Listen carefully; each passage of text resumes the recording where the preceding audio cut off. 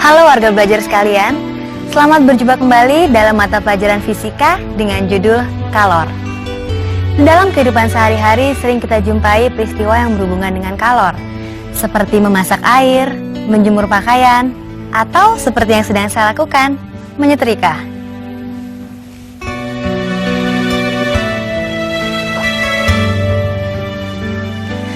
Warga belajar, pasti kalian pernah memasak air, bukan? Apakah kalian tahu mengapa air menjadi panas ketika dimasak?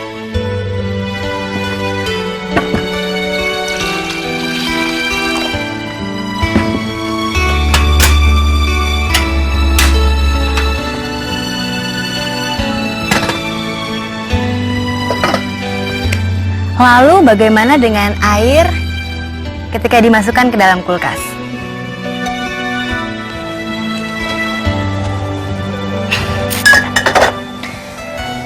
Pasti akan menjadi dingin, bukan? Kenapa air menjadi dingin ketika dimasukkan ke dalam kulkas? Air menjadi dingin ketika dimasukkan ke dalam kulkas karena air melepaskan kalor. Jadi, apa yang dimaksud dengan kalor?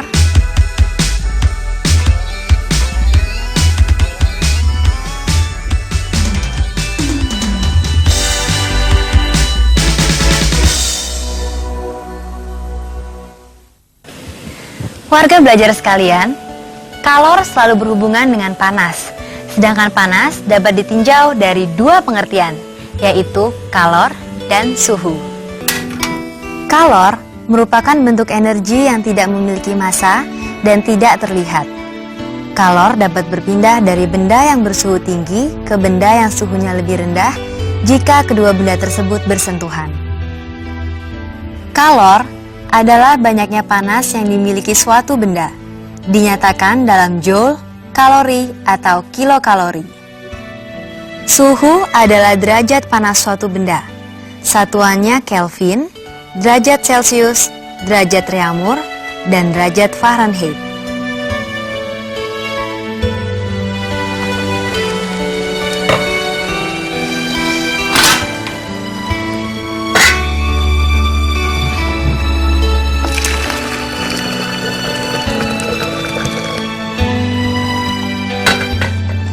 Warga belajar sekalian, untuk dapat membuktikan bahwa kalor merupakan salah satu bentuk energi yang dapat berpindah, mari kita lakukan percobaan.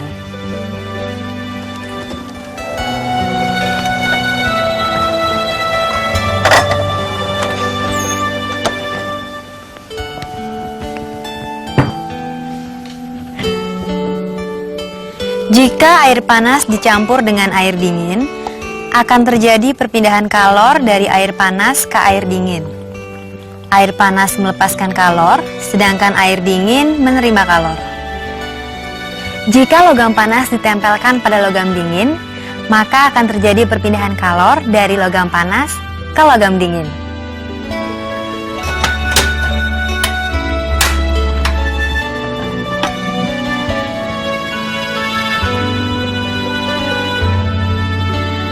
Kalor merupakan salah satu bentuk energi yang berpindah dari benda yang bersuhu tinggi ke benda yang suhunya lebih rendah, jika kedua benda tersebut bersentuhan.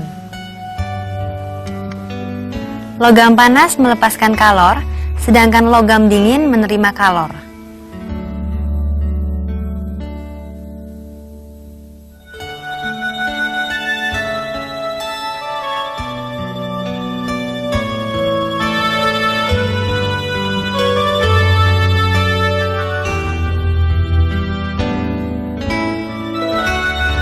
Sekarang, jawablah pertanyaan berikut ini. Tulis jawabannya di buku catatanmu.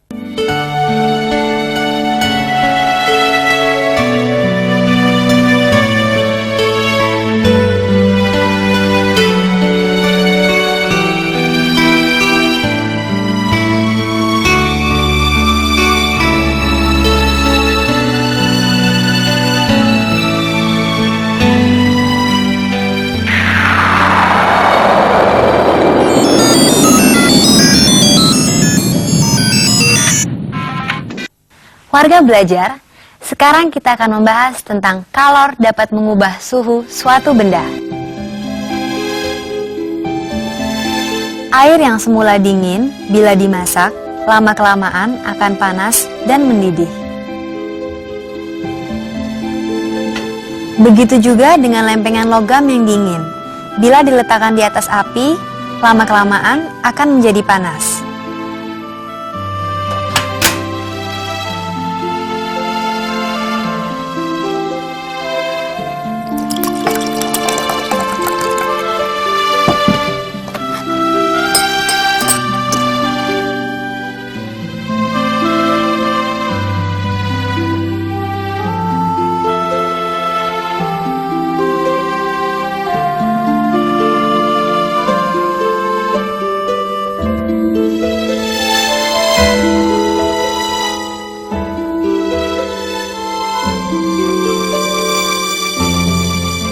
Jika kita mencampurkan air panas dengan air dingin, maka akan terjadi perpindahan kalor dari air yang panas ke air dingin, sehingga akan diperoleh suhu akhir campuran yang sama.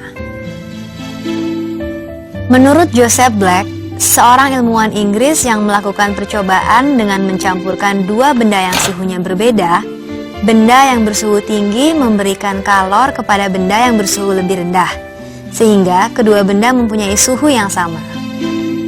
Percobaan itu kemudian dikenal dengan azas Black yang menyatakan bahwa jumlah kalor yang dilepas sama dengan jumlah kalor yang diterima.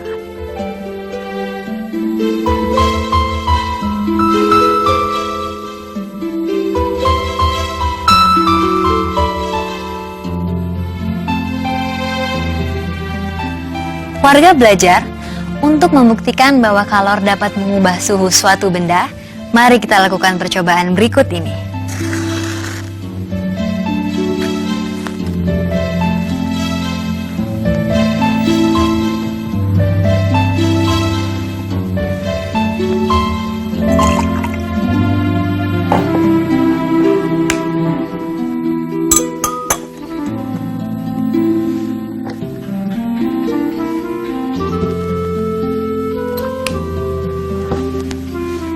Amati dengan cermat. Lihat angka pada termometer. Oh ya, jangan lupa untuk mencatat hasil percobaan pada setiap menitnya.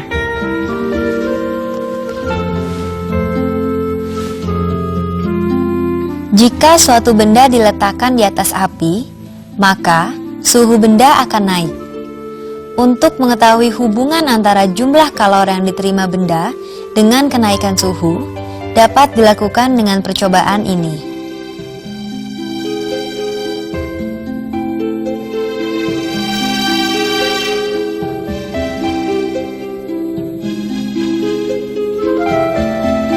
Terlihat bahwa semakin lama pemanasan, semakin tinggi suhu air, sebanding dengan waktu pemanasan.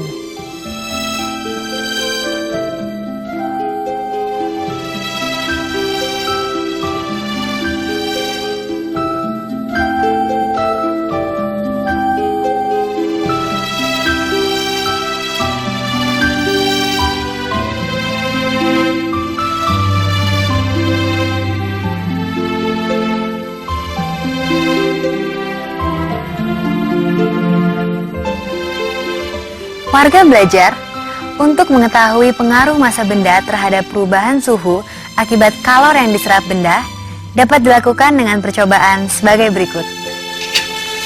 3 buah gelas kimia kita isi dengan air, masing-masing 50 ml, 100 ml, dan 150 ml. Suhu awal air dalam ketiga gelas sama, lalu dipanaskan dengan nyala api yang tetap atau konstan.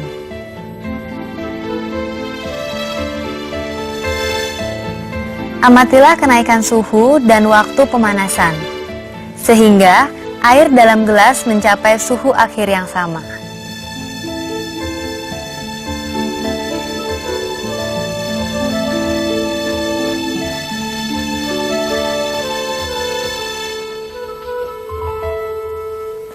Dari hasil pengamatan dapat disimpulkan bahwa untuk kenaikan suhu yang sama, jika massa air 2 kali lebih besar, maka kalor yang diperlukan 2 kali lebih besar. Jika massa air 3 kali lebih besar, maka kalor yang diperlukan 3 kali lebih besar, dan seterusnya. Jadi, kalor yang diperlukan untuk menaikkan suhu suatu benda akan sebanding dengan massa benda tersebut.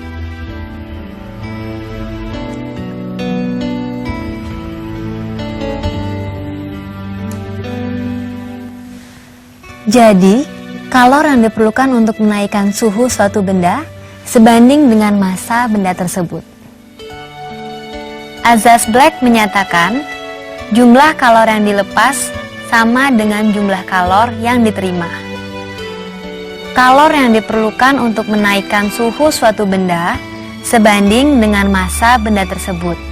Dengan rumus Q sama dengan M kali C kali delta T. Q sama dengan besar kalor yang dilepas atau diterima dengan satuan joule, M sama dengan massa dengan satuan kilogram, C sama dengan kalor jenis atau joule per kilogram derajat Celcius, delta T sama dengan perubahan suhu. Warga belajar, tadi kita telah menyaksikan beberapa percobaan untuk membuktikan bahwa kalor dapat mengubah suhu suatu benda. Sekarang jawablah pertanyaan berikut ini.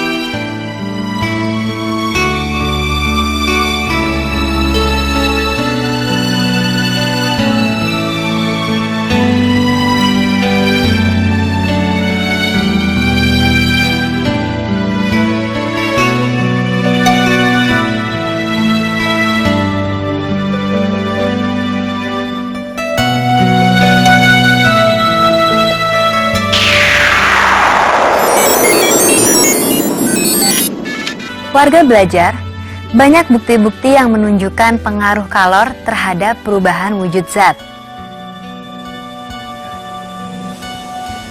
Beras yang tadinya keras, bila dipanaskan terus-menerus akan menjadi bubur.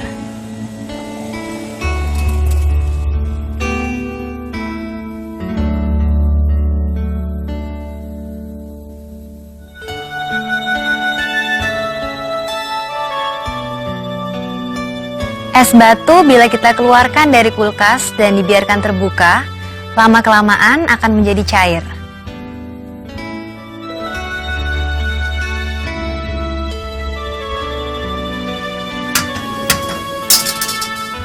Logam bila dipanaskan dengan suhu tinggi akan menjadi cair.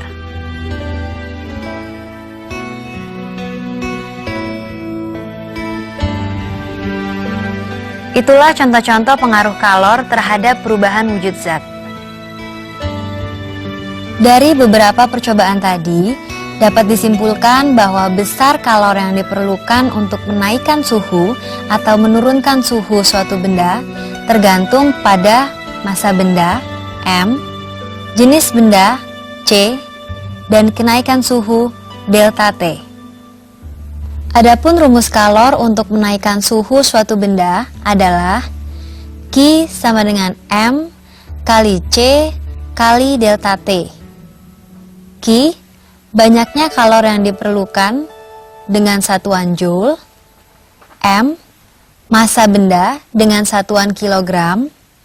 C, kalor jenis benda atau zat dengan satuan joule per kilogram derajat Celcius. Delta T, kenaikan suhu dengan satuan derajat Celcius. Satuan SI sama dengan joule atau kalori. Jika MC sama dengan H, maka persamaan tadi menjadi Q sama dengan H kali delta T. Untuk H sama dengan kapasitas kalor, joule per derajat Celcius. Kapasitas kalor suatu benda adalah jumlah kalor yang diperlukan untuk menaikkan suhu benda sebesar 1 derajat Celcius.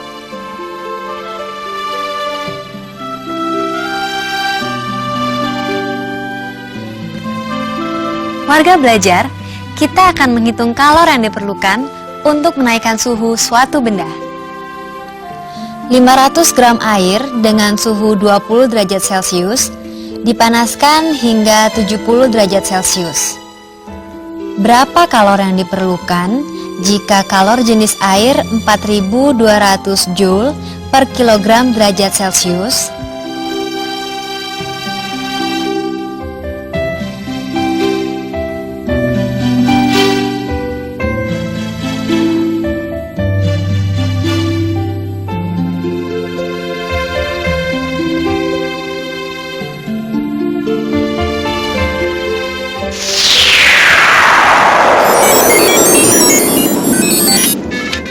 sekarang, kita akan membahas benda dapat berubah wujud. Akibat kalor, benda dapat berubah wujud. Padat menjadi cair, cair menjadi uap atau gas, padat menjadi uap atau gas, dan uap menjadi embun. Jadi, ada 3 wujud benda yang kita ketahui, yaitu padat, cair, dan gas. Air dapat berada pada wujud padat, cair, atau gas. Ini tergantung dari suhu air tersebut. Padat menjadi cair disebut mencair. Cair menjadi uap atau gas disebut menguap. Cair menjadi padat disebut membeku. Padat menjadi uap atau gas disebut melenyap. Uap atau gas menjadi cair disebut mengembun. Uap atau gas menjadi padat disebut menyublim. Zat padat menjadi cair memerlukan kalor. Zat cair menjadi padat melepaskan kalor. Uap atau gas menjadi zat cair melepaskan kalor. Zat cair menjadi uap atau gas memerlukan kalor. Zat padat menjadi uap atau gas melepas kalor. Uap atau gas menjadi zat padat memerlukan kalor. Warga belajar, agar kalian lebih jelas, perhatikanlah percobaan ini.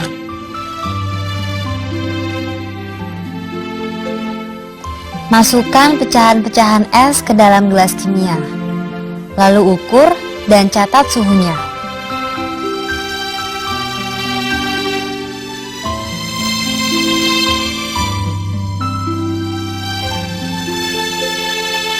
Bakarlah gelas kimia dengan pembakaran spiritus. Amati apa yang terjadi pada pecahan es batu dan pada termometer.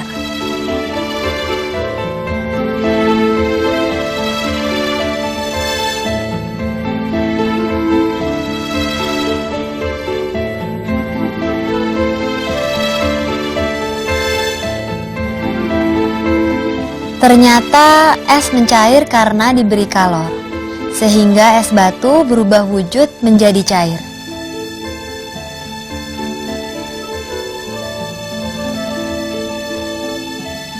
Perubahan wujud dari zat padat atau es menjadi zat cair atau air disebut melebur atau mencair.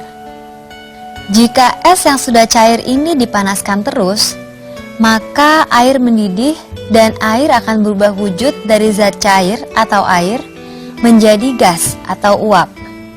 Perubahan ini disebut menguap.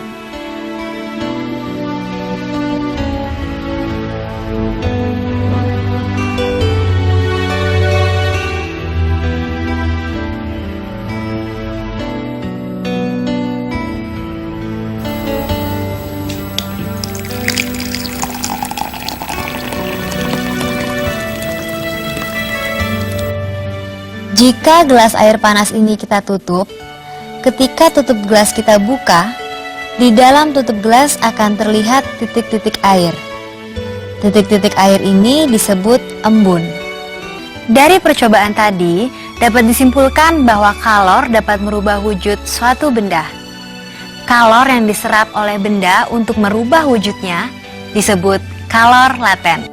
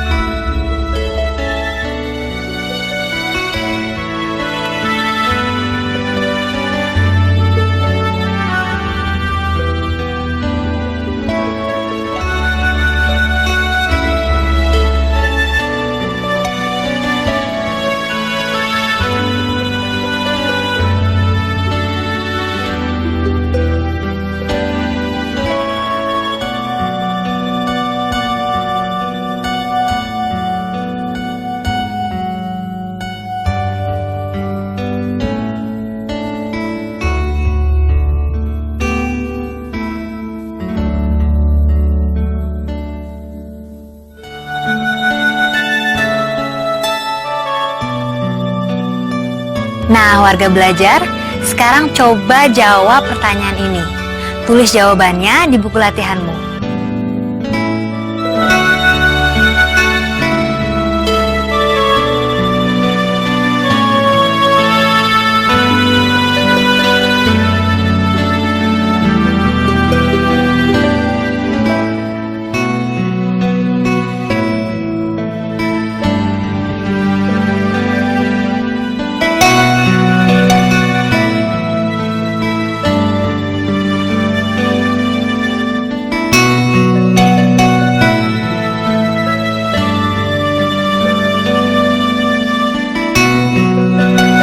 Warga belajar, demikianlah pembahasan kita kali ini.